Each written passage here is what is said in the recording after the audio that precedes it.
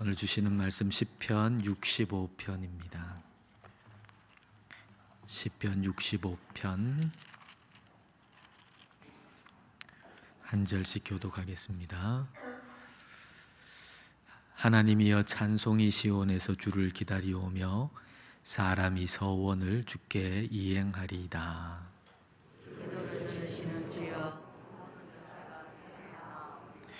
죄악이 나를 이겼사오니 우리의 허물을 주께서 사하시리이다. 주께서 택하시고 가까이 오게 하사 주의 들에 살게 하신 사람은 복이 있나이다.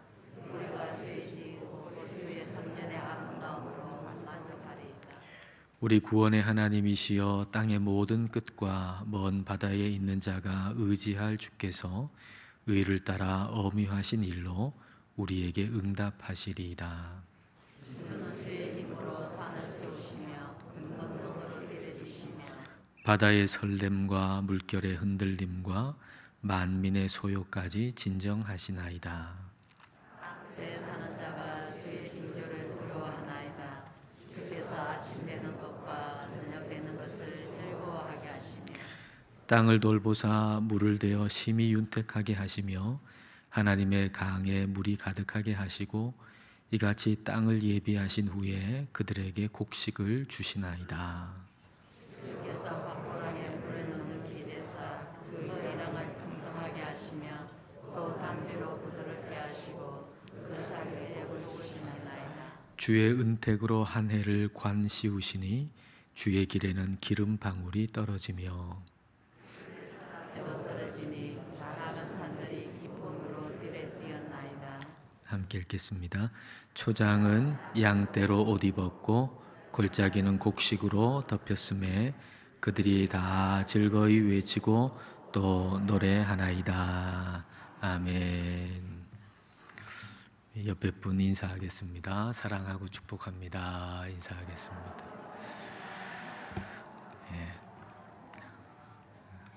오늘 1절 말씀을 다시 한번 다 같이 한번 읽어보겠습니다. 하나님이여 찬송이 시온에서 주를 기다리오며 사람이 서원을 주께 이행하리이다. 기다린다라고 하는 말의 의미에는 침묵이라는 의미가 있습니다. 침묵한다. 그래서 요 1절의 전반절을 한 세 가지 정도의 이제 해석이 있는데요. 번역이 첫 번째는 우리 개역 개정판에 있는 것처럼 찬송이 시온에서 주님을 기다린다 이거 있고요. 또 하나는 시온에서 주님을 찬양하는 것이 마땅하다 이렇게 번역을 할 수도 있습니다. 세 번째는 또 한 가지가 더 있는데 이렇게 번역을 할 수 있어요. 침묵이 주님 앞에 있고 시온에서 찬송이 있습니다. 침묵이 주님 앞에 있고 시온에서 찬송이 있습니다. 그래서 여기에 이 침묵이라고 하는 것은 하나님을 경외함으로 인한 침묵인 거죠. 하나님을 경외함으로 인한 침묵. 하나님을 경외함으로 인한 잠잠함. 내면에 있는 여러 가지 소리들이 있잖아요. 요란한 소리들. 그 요란한 소리들이 우리 하나님을 경외함으로 잠잠해지는 거, 침묵하는 거. 근데 그 침묵이 어떻게 되느냐? 급기야 우리의 입술로 터져 나와서 찬송하게 된다는 거예요. 그러니까 침묵으로부터 나오는 찬송, 침묵으로부터 터져 나오는 찬송을 받으시기에 합당하신 분이 우리 하나님이라는 거예요. 그러니까 우리 하나님은 그냥 우리의 입술로 그냥 뭐 세상의 노래 부르듯이 그냥 그보다 또 못하게 그냥 입술로 그냥 끔뻑끔뻑 하는 그런 찬송이 아니고 하나님을 경외해서 내 마음에 침묵이 있어요. 내 마음속에 여러 요란한 소리들이 주님을 경외함으로 잠잠해지고 그 잠잠함이 입술로 터져 나와서 하나님을 찬송하는 것. 그 찬송을 받으시기에 마땅하신 분이 우리 하나님이시고 우리는 그런 찬송을 마땅히 드려야 한다라는 거죠. 시온이라고 하는 것은 성막, 성전이 있는 그런 장소를 얘기하는데요. 그 장소적인 어떤 성전, 하는 개념은 지금은 없죠. 성전이라고 하는 어떤 장소적인 성전은 지금은 그런 개념이 없습니다. 그러니까 지금의 성전은 뭡니까? 지금의 성전은 우리들, 성령님이 우리들 안에, 여러분 안에 거하시는 거죠. 우리 한 사람 한 사람이 성전인 거예요. 그러니까 우리가 지금 성전에 모여 있는 게 아니고 성전인 우리가 예배당에 모여 있는 거예요. 이 개념을 여러분 분명히 아셔야 돼요. 우리가 성전에 모여 있는 게 아니고 성전인 우리가 예배당에 모여 있는 거예요. 그래서 우리가 이곳에 있기 때문에 거룩해지는 게 아니라 거룩한 성전인 우리가 모여 있기 때문에 이곳이 거룩해지는 거죠. 그러니까 성전인 우리가 직장에 있거나 가정에 있거나 역시 성전인 우리가 거기에 있기 때문에 그곳이 거룩해지는 것입니다. 성전인 우리가 마땅히 해야 할 일이 뭔가, 우리가 예배당에 있든지 가정에 있든지 일터에 있든지 학교에 있든지 성전인 우리가 마땅히 해야 할 바는 하나님을 경외함으로 침묵하고 그리고 거기서 터져나오는 찬송을 하나님께 드리는 것, 그것이 성전인 우리가 해야 할 마땅한 일이다라고 하는 겁니다. 마치 이건 여리고 성을 무너뜨릴 때의 모습과 참 비슷해요. 이 찬송이라고 하는 게 침묵으로 6일 동안 여리고 성을 돌고 그리고 7번째 날 제사장이 나팔을 불 때 함성을 지르잖아요. 백성들이 외치잖아요. 그럴 때 여리고 성이 무너졌죠. 이와 같은 모습의 찬송을 우리 하나님 마땅히 받으셔야 한다는 거예요. 침묵으로 우리 안에 시끄러운 소리가 잠잠해지고 거기서부터 하나님께 집중한 그 침묵, 거기서부터 나오는 찬송, 외침, 하나님을 높이는 소리, 이걸 우리가 하나님께 드려야 한다는 것이죠. 이 찬송은 하나님께서 받으셔야 할 찬송이고 이 찬송은 힘이 있어서 우리의 앞길을 막는 여리고성을 무너뜨린다는 거예요. 이 찬송이 그냥 우리가 힘없이 부르는 찬송은 아무 힘도 없어요. 진짜 세상의 노래만큼도 힘이 없어요. 세상의 노래는요, 부르면 눈물 나는 그 노래도 있잖아요. 트로트도 그렇고 감동이 돼요. 근데 우리가 그냥 입술만 끔뻑끔뻑 해가지고 찬송 부르면 세상의 노래만큼도 힘이 없어요. 그러나 우리 마음 속에서 진짜 하나님만 바라봐서 하나님 앞에 드리는 힘 있는 찬송은 여리고 성을 무너뜨리는 그런 힘을 가진 찬송이라는 말이죠. 많이 여러분 찬송하십시오. 힘있게 찬송하세요. 여러분 힘있게 찬송하시라고요. 이렇게 주일이나 수요일이나 모여가지고 찬송할 때 여러분 힘있게 찬송하세요. 그리고 그때뿐만 아니고 여러분 일상에서도 찬송하세요. 우리 찬송대행진, 찬양대행진 하잖아요. 보니까 한 340창쯤 하셨더라고요. 올 한 해는 1창씩 다 하시길 바랍니다. 그 찬송에 힘이 있어요. 마음을 다해서 찬송하실 수 있기를 바랍니다. 찬송은 하나님을 사랑해서 드리는 고백이거든요. 그러니까 하나님을 사랑해서 우리가 올려드리는 고백이 찬송이에요. 마음에 하나님을 경외함으로 이렇게 침묵했다가 거기서 터져 나오는 찬송, 그건 하나님을 사랑해서 드리는 찬송이고, 하나님을 사랑해서 그런 찬송을 드리는 사람은 이게 서원하고 연결이 돼요. 이게 서원하고 1절 하반절에 사람이 서원을 주께 이행하리이다 그랬잖아요. 찬송을 앞에 얘기한 다음에 그 다음에 서원으로 이어지는데, 여러분 서원이라고 할 때 여러분 꼭 너무 고정관념으로 어떤 위급한 상황에서 하나님 나한테 이렇게 해주시면 내가 이렇게 할게요 라는 것만 서원이라고 생각하실 필요는 없어요. 서원이라고 하는 것은 하나님을 사랑할 때 자연스럽게 나올 수밖에 없는 게 서원이에요. 우리가 하나님을 사랑하면 어떤 말이 우리 입술에서 자연스럽게 나옵니까? 하나님 제 삶을 하나님께 드리겠습니다. 이 고백이 나오잖아요. 하나님을 사랑하고 찬송하고 기도할 때 우리는 그 사랑하는 마음으로 하나님 제 삶을 하나님께 드릴게요. 하나님 주님 말씀에 내가 순종하며 살게요. 그런 고백을 하잖아요. 그게 소원이에요. 뭐 특별히 어려워가지고 뭐 죽을 병에 들려가지고 하나님 이렇게 뭐 낫게 해주시면 내가 이렇게 할게요. 그것만 여러분 소원이라고 생각하지 마세요. 우리가 하나님을 사랑하면 자연스럽게 소원이 나와요. 하나님 일평생 제가 주님 위해 살게요. 이런 소원이 나오게 된다는 것이죠. 이런 소원을 이행하겠다는 겁니다.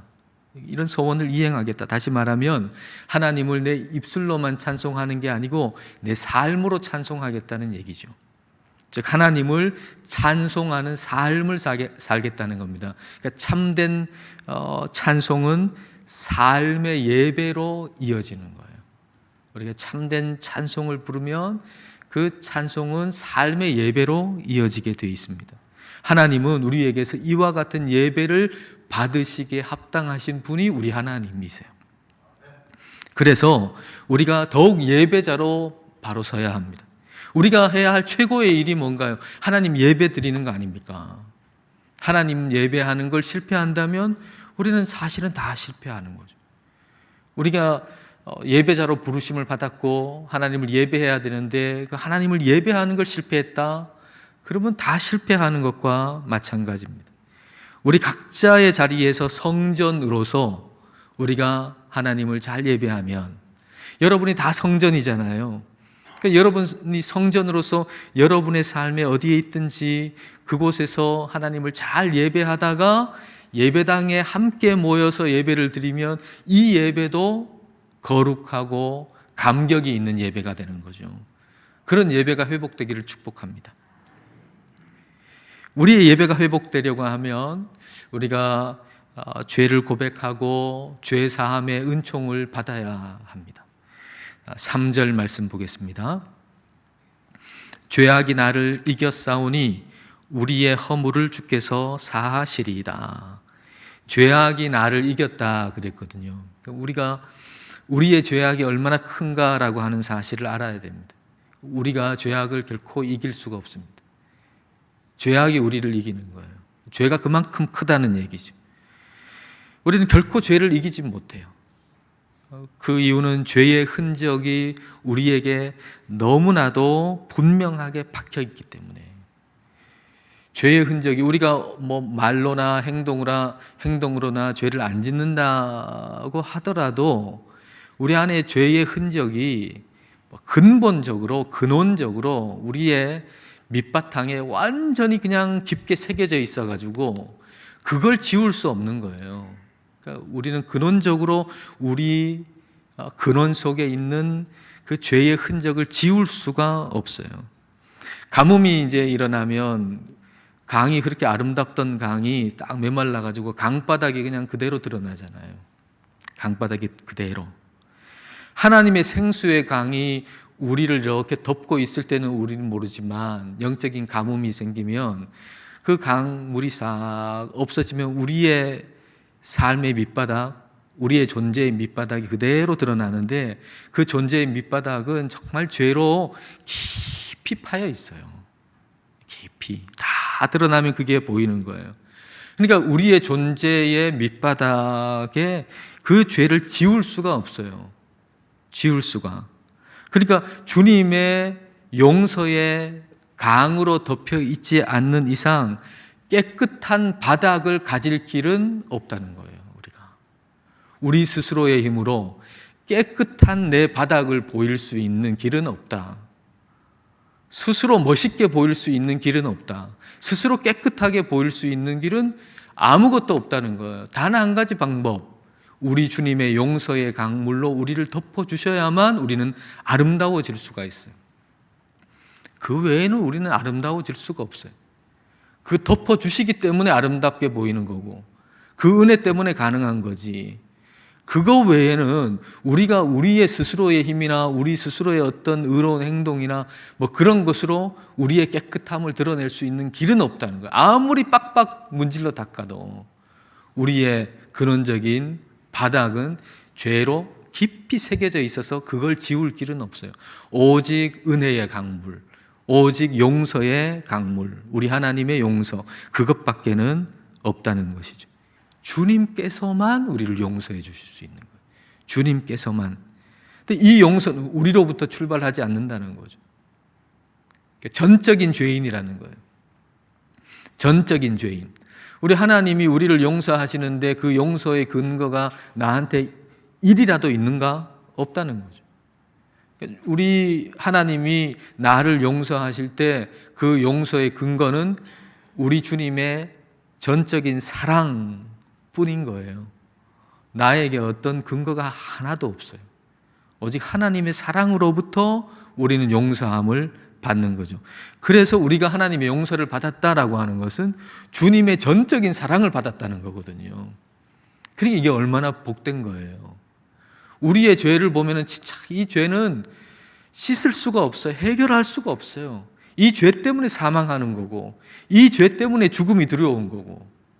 그런데 우리 하나님께서 하나님의 전적인 사랑으로 나를 용서해 주셨다라고 하니 이게 얼마나 감사한 거고 얼마나 복을 많이 받은 겁니까? 우리가 용서받았다? 이건 어마어마한 복을 받은 거예요.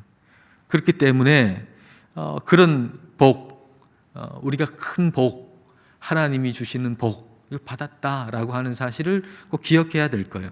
4절에 그걸 말씀하시죠. 4절 말씀. 자, 같이 한번 읽어보겠습니다. 주께서 택하시고 가까이 오게 하사 주의 뜰에 살게 하신 사람은 복이 있나이다. 우리가 주의 집 곧 주의 성전의 아름다움으로 만족하리이다. 자, 여기 보면 주님께서 우리를 택하셨죠. 그리고 주님께서 우리를 가까이 오게 하셨죠. 그리고 주님께서 우리를 주님의 안에 그 뜰에 살게 해주셨죠. 그러니까 이게 다 어느 것 하나 우리가 먼저 한 게 있습니까? 내가 택함 받을 조건이 있고 뭐 그런 게 아니잖아요. 택함 받을 조건도 없어요. 그리고 가까이 갈, 우리 주님께 가까이 갈 힘도 없어요.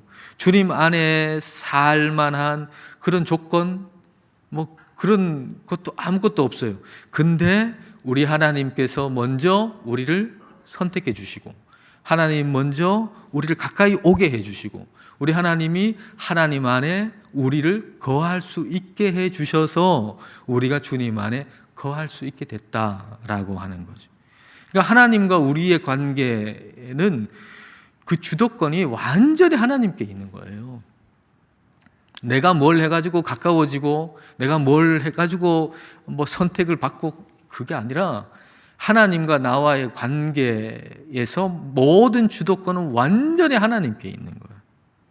우리 주님은 우리의 신랑이시고 우리가 그분의 신부인데 그 하나님의 가족, 성부, 성자, 성령이라고 하는 이 하나님의 가족에 우리를 이렇게 신부로 데리고 와가지고 우리를 하나님의 가족 안에 들어오게 해주셨잖아요. 근데 그게 전적인 성부, 성자, 성령님의 완전한 주도권으로 인해 가지고 신부인 우리가 신부로 선택을 받아 가지고 그 하나님의 가족 안에 들어오게 됐다는 거예요. 이삭과 리브가의 결혼을 한번 생각해 보면 이런 장면, 그런 관점에서 보면 그 한 인물을 어떤 상징적으로 본다 그러면 아브라함은 성부 하나님을 상징한다 이렇게 볼 수 있겠죠. 그리고 이삭은 성자 예수님을 상징한다 이렇게 볼 수 있겠고 또 아브라함의 종은 성령 하나님을 상징한다 이렇게 볼 수 있을 거예요. 그러니까 아브라함, 이삭 또 아브라함의 종이 그 리브가를 아내로 삼기 위해서 이렇게 계획했던 것처럼 성부, 성자, 성령님께서 우리를 선택하시기 위해서 그렇게 계획하시고 일하신 거죠. 그 리브가가 뭘 이제 자기가 처음부터 하겠다고 그리로 가겠다고 계획하고 뭐 그런 게 아니잖아요. 그냥 일방적으로 왔잖아요. 그런데 어제 온 아브라함의 종이 오늘 같이 가자 그럴 때 그 주도권은 다 거기 있는데 그걸 따라서 순종해서 따라가는 것 그거 외에는 할 일이 없는 거예요. 그러니까 전적으로 주도권은 하나님께 있고 그러면 우리는 해야 할 게 뭔가? 주님을 따라가는 거, 순종하는 거. 그거 우리가 해야 할 일인 것이죠. 주도권은 완전히 우리 주님께 있어요. 주님과 우리의 관계 속에서 주도권은. 택하시고 가까이 오게 하시고 또 주님 안에 살게 하시는 그 주도권이 우리 하나님께 있어요. 그래서 우리는 항상 해야 할 일이 뭔가? 그분보다 앞서가서 안 되고, 그리고 뒤처져서도 안 되고, 주님께서 부르시는 대로 열심히 우리가 순종해서 따라가기를 날마다 힘쓰고 애써야 한다는 거예요. 그분에게 주도권을 드린 사람의 특징이죠. 그러니까 주도권을 드렸다고 해가지고 나는 할 일이 없네 하고 뭐 아무것도 안 하는 게 아니라, 주도권을 드린 사람은 어떻게 하느냐? 그분의 주도권을 따라서 힘써 따라가고, 앞서지 않고 따라가고, 뒤처지지 않도록 따라가고, 힘쓰고 애써서 순종해서 살아가는 삶이 주도권을 하나님께 드린 사람의 모습이다라고 말할 수가 있습니다. 그게 복이라는 거죠. 그게 복이다. 주님 안에 거하는 거, 주님 따라가는 거, 이게 복이라고 하는 거예요. 그럴 때 우리는 어떻게 되느냐? 주님을 인정하고 주님을 따라갈 때 주님의 아름다움을 본다는 거예요. 4절 하반절이 그 아름다움을 얘기하잖아요. 아름다움을 알게 된다. 주님 안에 거하고 주님을 따르고 순종할 때 우리는 우리 예수 그리스도의 아름다움을 알게 된다는 거예요. 출애굽기에 나오는 그 성막, 여러분 생각해 보세요. 그 성막이 있는데, 성막에 지붕을 덮는 게 4겹이잖아요. 4겹. 근데 제일 바깥에는 해달의 가죽이거든요. 해달의 가죽. 제일 안쪽에는 가늘게 꼰 배실, 청색, 자색, 홍색 실로 정교하게 그룹을 이렇게 수놓아 가지고 그 안에 있는 거죠. 그러니까 바깥에서만 보면 그 아름다움을 못 보는 거예요. 제일 안에 정교하게 아름답게 수놓은 것은 제일 안쪽에 있으니까 그 성막 안에 들어와야 그 아름다움을 보는 거지, 바깥에서 성막을 봐가지고는 그 아름다움을 볼 수가 없는 것이죠. 그런데 순종해서 우리가 주님 안에 들어가면 주님의 그 아름다움을 보게 되고 경험하게 되고 알게 되는데, 감탄하게 되는데, 근데 예수님에 대해서 정말 예수님 안에 들어온 사람만 예수님을 얘기하나? 그렇지는 않거든요. 세상에 학식이 있는 사람들이나 뭐 종교학을 공부한 사람이거나 뭐 이런 사람들이 예수님에 대해서 다 얘기한단 말이에요. 근데 그 사람들이 예수님에 대해서 아주 장황하게 박식하게 얘기를 한다 하는데, 그 얘기는 다 뭐겠어요? 바깥에 해달의 가죽에 대한 얘기밖에는 못하는 거예요. 아주 박식하게 얘기를 하는데, 근데 사실은 그 안에 있는 그 아름다움을 얘기할 수 있나? 그 얘기를 못한단 말이에요.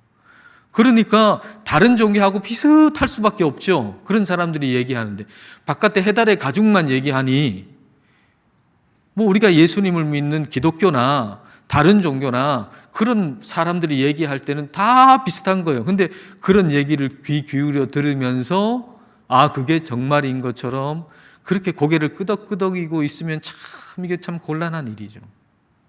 예수님 안에 들어와서 예수님이 누군가를 보는 사람, 예수님께 순종해서 예수님 안에 들어온 사람만이 예수님이 누군가, 예수님의 그 아름다움을 알 수 있다라고 하는 것입니다.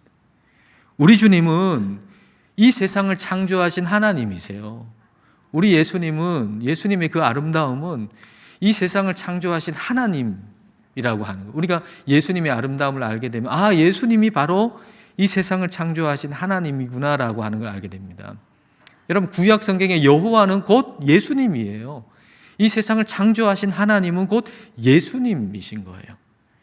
5절부터 8절은 만물을 창조하시고 다스리시고 주관하시는 그 하나님을 얘기하시는데, 이분이 예수님인 거죠. 시적인 언어로 이 만물을 창조하신 하나님을 좀 노래하고 있어요. 6절과 7절을 한번 보겠습니다. 6절과 7절. 주는 주의 힘으로 산을 세우시며 권능으로 띠를 띠시며 바다의 설렘과 물결의 흔들림과 만민의 소요까지 진정하시나이다. 이 세상을 창조하신 분이 하나님이시다, 주관하시는 분이 하나님이시다, 지금 얘기하고 있는 거죠. 그래서 온 세상을 창조하신 분이 하나님이시고, 내가 하나님이 창조하신 곳에 있다면 나는 어디서나 하나님으로 인해서 즐거울 수 있다, 그 얘기죠. 그렇지 않겠습니까? 하나님이 온 세상을 창조하셨다. 근데 나는 하나님이 창조하신 세계 속에 있다. 그러므로 나는 어디에 있든 그곳이 하나님이 창조하신 곳이니까 나는 하나님으로 인해서 즐거워할 수 있다 라고 하는 거예요. 이게 8절인데요. 8절 볼까요? 자, 8절 같이 읽겠습니다. 땅 끝에 사는 자가 주의 징조를 두려워하나이다. 주께서 아침 되는 것과 저녁 되는 것을 즐거워하게 하시며, 아침 되는 것과 저녁 되는 걸 즐거워하게 하신다. 아침 되는 거 해 뜨는데 아닙니까? 저녁 되는 건 해 지는데 아닙니까? 해 뜨는 데서부터 해 지는 데까지 하나님으로 인해 즐겁다. 해 뜨는 곳이나 해 지는 곳이나 다 하나님이 창조하신 곳이니 하나님으로 인해 즐겁고 내가 찬송한다, 그런 거죠. 또 시간적으로 보면 해가 뜰 때에도, 아침에도, 해가 지는 저녁에도 나는 하나님으로 인해서 하나님을 즐거워하고 찬송한다 라고 하는 거예요. 매 순간 하나님을 찬송한다. 천지를 만드신 하나님을 믿는 사람은 이와 같이 될 수 있는 거죠. 여기 지금 하나님이 창조하신 곳에 내가 있으니 내가 하나님으로 인해 하나님을 찬송한다. 매 순간 찬송한다. 시편 119편 164절입니다. 주의 의로운 규례들로 말미암아 내가 하루 몇 번씩이요? 7번씩 주를 찬양하나이다. 7번이라고 하는 건 뭔가요?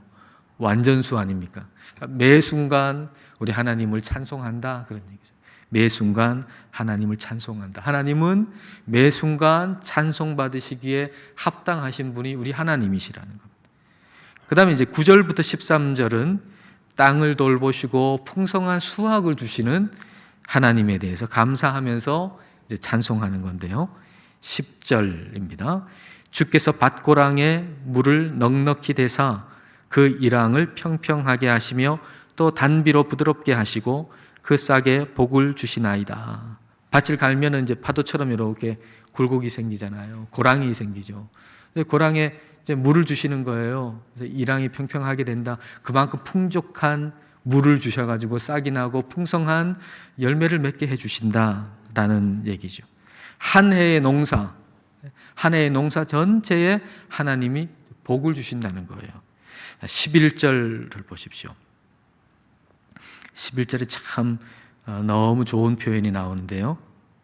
주의 은택으로 한 해를 관씌우시니 주의 길에는 기름 방울이 떨어지며, 주님의 은택으로 한 해를 관씌우신다 그랬어요. 아름다운 왕관을 2023년도에 주님의 은택으로 그 왕관을 2023년도에 씌우신다, 그런 얘기입니다. 너무 좋은 말씀이죠.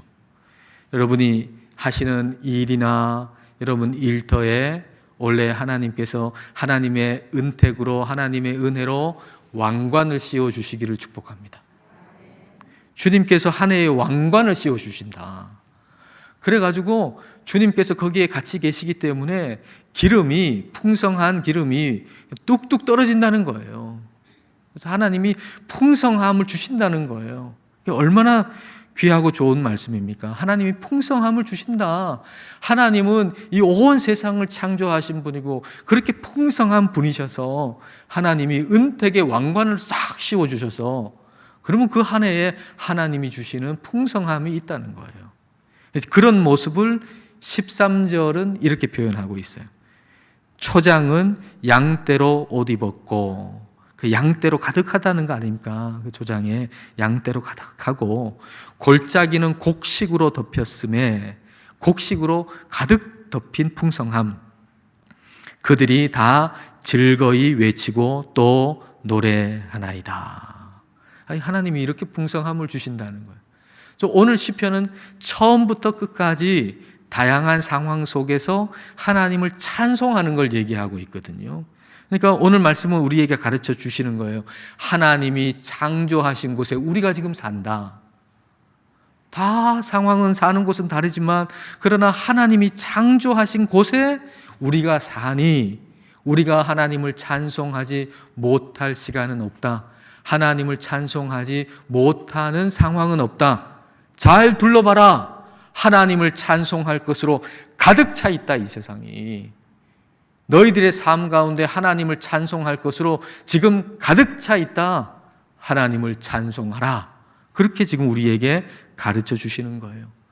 풍성함으로 인해서 찬송하시고 또 찬송함으로 인해서 풍성해지시기를 축복합니다. 우리 함께 찬양하십시다.